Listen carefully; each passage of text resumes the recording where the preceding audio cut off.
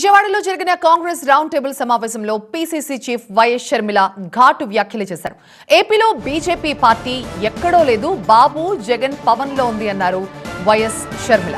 BJP చేస్తున్న తప్పుల్ని సమర్థిస్తున్నారంటూ ఆమె మండిపడ్డారు. రాష్ట్రంలోని ఎంపీలంతా బీజేపీకి మద్దతిస్తున్నారంటూ ఫైర్ అయ్యారు షర్మిల.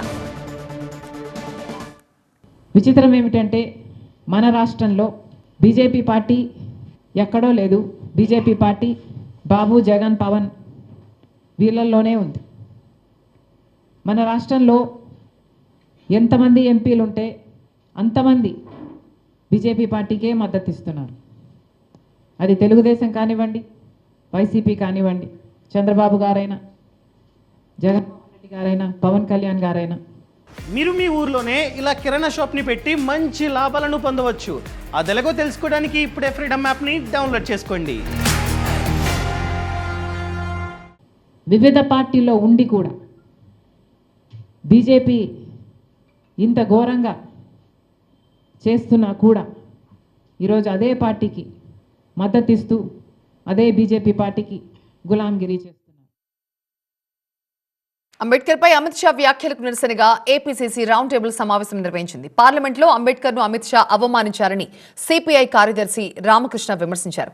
అంబేద్కర్ రాజ్యాంగాన్ని ఆమోదించబోమని 1949లోనే ఆర్ఎస్ఎస్ చెప్పింది అన్నారు. అంబేద్కర్ ను అవమానించిన అమిత్ షా వెంటనే రాజీనామా చేయాలంటూ సిపిఐ రామకృష్ణ డిమాండ్ చేశారు. అమిత్ షా గారు మన భారతదేశ రాజ్యాంగ నిర్మాతను అందరి ముందు అవమానించడం అనేది నిజంగా దేశం యావత్తు కూడా ఆశ్చర్యానికి గురైంది. అమిత్ షా కాబట్టి అట్లా మాట్లాడినాడని అనుకోవడానికి లేదు. వాళ్ళకి ఉన్న అభిప్రాయమే అది. అంబేద్కర్ గారి గురించి కానీ లేదా అంబేద్కర్ రచించిన రాజ్యాంగం పైన కానీ వారికి ఏనాడు కూడా విశ్వాసం లేదు, గౌరవము లేదు. దళితుల కోసం, మహిళల కోసం, అణగారిన వర్గాల కోసం, అందరి కోసం, ప్రజాస్వామ్యం కోసం నిలబడ్డ వ్యక్తి డాక్టర్ బిఆర్ అంబేద్కర్ గారు. కాబట్టి ఏమంటే ఇది ఖచ్చితంగా దేశవ్యాప్తంగా దీనిపైన చర్చ జరగాలి. అమిత్ షా రాజీనామా చేసేంత వరకు కూడా ఈ పోరాటాన్ని మనం మాత్రం కొనసాగించి తీరాలి.